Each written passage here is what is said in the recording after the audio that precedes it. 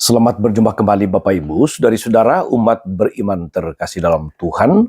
Salam sehat berlimpah berkat. Hari Rabu tanggal 13 Mei 2026, saya mengajak kita sekalian merenungkan kutipan Injil Yohanes bab 16 ayat 12 sampai 15, kelanjutan dari perikop Injil kemarin. Kita dengarkan sabda Tuhan dalam nama Bapa dan Putra dan Roh Kudus. Amin.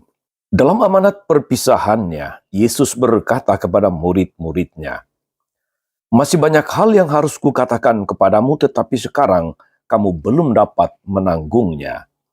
Tetapi apabila ia datang, yaitu Roh kebenaran, ia akan memimpin kamu ke dalam seluruh kebenaran.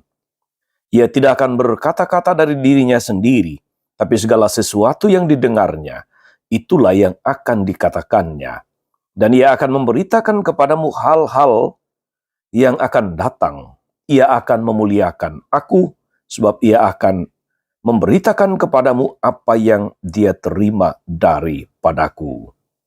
Segala sesuatu yang Bapa punya adalah kepunyaanku, sebab itu aku berkata, ia akan memberitakan kepadamu apa yang dia terima daripadaku." Demikianlah sabda Tuhan. Bapak Ibu saudari-saudara umat beriman terkasih dalam Tuhan. Beberapa waktu yang lalu saya ke Yogyakarta mendampingi retret para frater yang mempersiapkan diri untuk kaul kekal. Di Wisma Sang Penebus, tempat para frater menjalani formasi, saya melihat di ruang rekreasi deretan skripsi para frater, di mana salah satu skripsi itu adalah skripsi saya sendiri. Sedikit nostalgia, saya mengambil dan membaca daftar isinya, sejenak melihat apa yang saya tulis dulu 20 tahun yang lalu terkait skripsi saya itu. Dan saya sendiri merasa agak geli mengapa saya menulis sedangkal itu. Dan mengapa pula para dosen pembimbing yang dua-duanya adalah doktor kitab suci, meskipun tentu saya melalui proses menulis, menyerahkannya kepada dosen pembimbing untuk diperiksa, diperbaiki, dan macam-macam, kok pada akhirnya mereka bisa menerima. Padahal setelah saya baca ulang, rasanya kok jauh, dangkal. Ketika bertemu dengan salah satu dosen pembimbing di sebuah acara, saya ceritakan hal ini dan beliau hanya ketawa. Beliau merasa lucu. Dan satu hal yang dia katakan yang menurut saya meneguhkan rasa geli saya itu adalah, dulu ketika Romo menjalani menulis skripsi, saya tidak menuntut Romo berdasarkan ukuran saya yang studi S3 dengan Romo yang sedang studi S1 waktu itu. Saya hanya mengukur, menilai, mendampingi menurut ukuranmu dan bukan menurut ukuranku. Namun, kalau sekarang Romo sudah menyadari itu artinya bahwa Romo sudah mengalami perkembangan, sudah mengalami peningkatan pemahaman, sudah mengalami pertumbuhan, pemahaman lebih dalam bukan dalam bimbingan skripsi. Bimbingan itu hanya meletakkan dasar. Pendalaman terjadi justru dalam hidup konkret dan dalam studi lanjut. Saudari-saudara umat beriman terkasih dalam Tuhan. Saya mengutip pengalaman ini berangkat dari Injil yang saya baca dan kita renungkan pada hari ini. Ketika Yesus mengajar para muridnya, dia mengungkapkan pewahyuan diri Allah kepada para murid itu, namun para murid itu adalah orang-orang pemula. Mereka belum dibaharui pola pikirnya, belum dalam, belum matang imannya, belum kuat mentalnya. Maka Yesus tidak dapat membuka segala yang ia ketahui kepada mereka. Dia hanya meletakkan dasar iman yang kuat. Sedangkan pewahyuan lanjut dan pendalaman iman menjadi sesuatu yang terjadi sesudah ia berpulang, sesudah ia kembali ke rumah Bapa. Itulah makna kehadiran Roh Kudus. roh kebenaran, roh penghibur yang kemarin kita renungkan dengan tema Dia pergi tetapi tidak meninggalkan.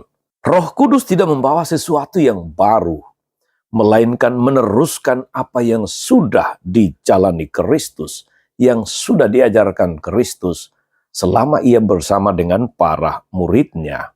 Tujuannya hanya satu, yakni menjadikan para murid pribadi yang beriman kuat, menjadi pribadi yang berpengetahuan luas, menyelami rahasia-rahasia terdalam rencana keselamatan Allah, dan berusaha mewujudkannya di dalam hidup konkret bersama umat yang mereka gembalakan, menjadi lebih teguh, menjadi lebih kokoh, tidak gampang menyerah ketika berhadapan dengan tantangan pastoral, tapi juga tantangan pewartaan iman akan Kristus yang bangkit itu di tengah bangsa-bangsa lain yang sudah dipengaruhi oleh banyak ilmu-ilmu, lebih-lebih ilmu filsafat Yunani, yang mana atau di mana Paulus dan Silas dalam bacaan pertama menghadapi diskusi dengan bangsa itu, berdialog,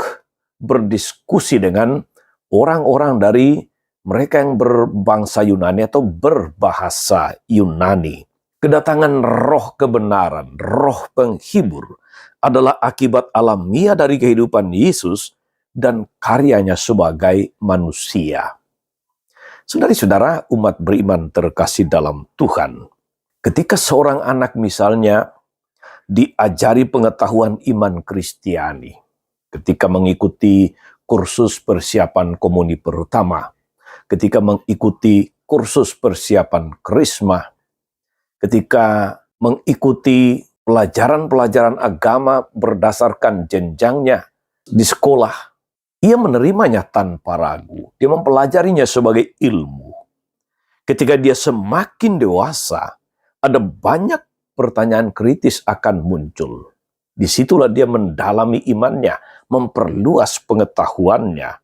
Pertanyaan-pertanyaan itu dapat mendorong dia untuk mendalami iman lebih baik. Apalagi pada zaman ini di mana media sosial, internet, perkembangan digital yang luar biasa memungkinkan mencari sumber, mencari bahan untuk belajar itu mudah sekali. Dalam konteks ini, perkembangan dunia digital, dunia internet, media sosial menjadi berkat. Di sini peran serta kita, para orang tua, para pendamping, guru-guru, katekis, dan kita semua menjadi sangat penting. Seperti Kristus, kita pun meletakkan dasar iman bagi anggota keluarga kita, orang tua terhadap anak-anaknya. Diperlukan pengetahuan iman yang memadai, bukan sekedar 1-2 pelajaran untuk memenuhi syarat. Selanjutnya kita perlu mendalami iman itu, terutama lewat jalan hidup yang benar dan sesuai dengan kehendak Tuhan. Sikap yang benar inilah yang memberi kesaksian sehingga orang teguh di dalam penghayatan iman. Seorang pastor senior suatu ketika sharing di dalam pertemuan dekenat. Waktu itu membahas tentang kursus persiapan perkawinan untuk evaluasi modul-modulnya, metode dan sebagainya. Dia mengatakan demikian, menurut riset saya, beliau seorang dosen, beliau seorang akademisi. Dia mengatakan ada banyak calon suami istri mengikuti kursus persiapan perkawinan itu sekedar untuk memenuhi syarat. Karena untuk menikah dibutuhkan sertifikat kursus persiapan perkawinan. Dari sekian banyak tema yang disampaikan oleh para pendamping, Romo ini mengatakan, percayalah, tidak semua menarik untuk mereka. Tapi tidak apa-apa, lanjutkan saja kursus-kursus persiapan perkawinan dengan macam-macam penyesuaian dengan kemajuan zaman. Melibatkan semakin banyak orang-orang yang berkompeten, melibatkan banyak orang yang punya kepedulian terhadap keluarga-keluarga Kristiani. Tetapi dia katakan demikian, beberapa keluarga yang sempat bercerita sharing pengalaman bersama dengan Romo ini mengatakan, dulu ketika kami ikut kursus persiapan perkawinan, jujur saja itu sekedar untuk mendapatkan sertifikat KPP. Yang penting semuanya jalan, semuanya lancar sampai kepada hari pernikahan. Tetapi bertahun-tahun lamanya ketika anak sudah lahir, mereka bertumbuh. Kami makin sadar bahwa ternyata apa yang disampaikan di dalam kursus persiapan perkawinan sangat relevan. Disitulah kami baru merasa ternyata kursus persiapan perkawinan KPP itu penting.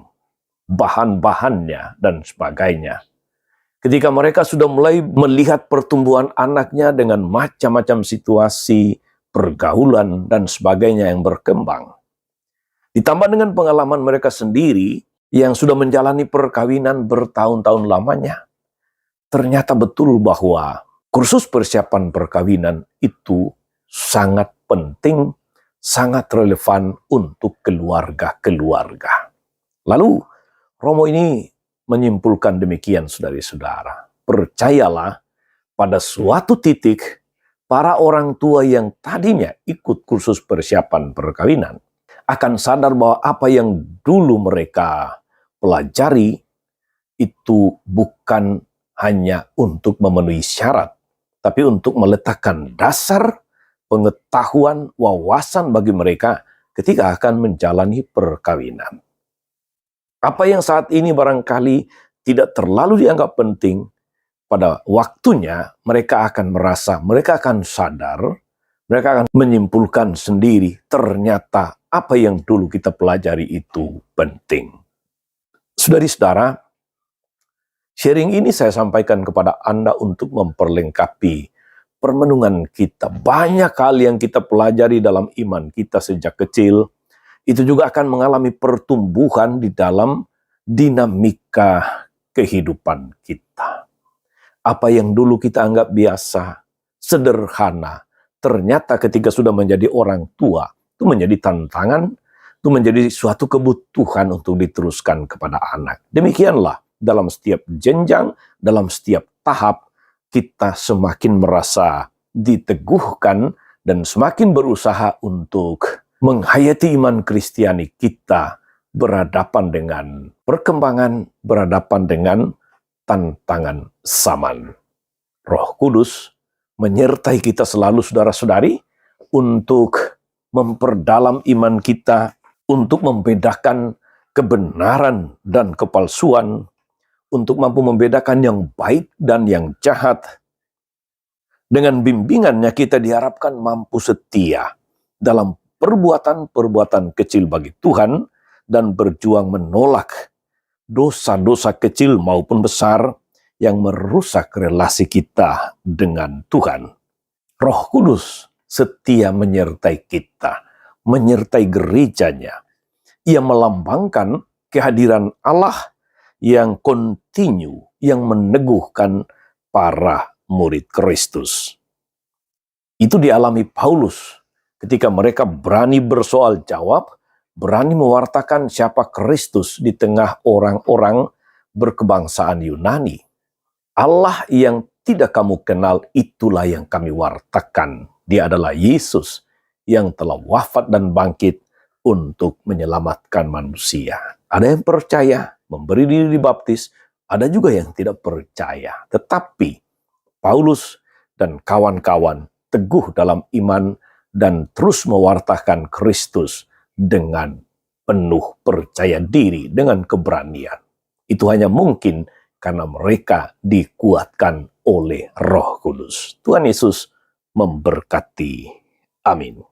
Tuhan Yesus Kristus, kami bersyukur atas firman-Mu yang meneguhkan kami, atas Roh Kudus yang Kau curahkan ke dalam hati kami untuk mendampingi, untuk meneguhkan, mengajar, dan menguatkan kami di dalam menjalani hidup beriman kami di tengah dunia. Kuatkan kami agar kami selalu membuka diri akan kehadiran-Nya yang menuntun kami kepada kebenaran. Terpujilah namamu sepanjang segala masa. Amin. Saudari-saudara sekalian, berkat Allah turun atas saudari-saudara. Atas mereka yang kita doakan atau kita janjikan doa, mereka yang sakit dan menderita segala rencana, karya, dan pelayanan hari ini, Bapa dan Putra dan Roh Kudus. Amin. Tetap sehat, teruslah menjadi berkat.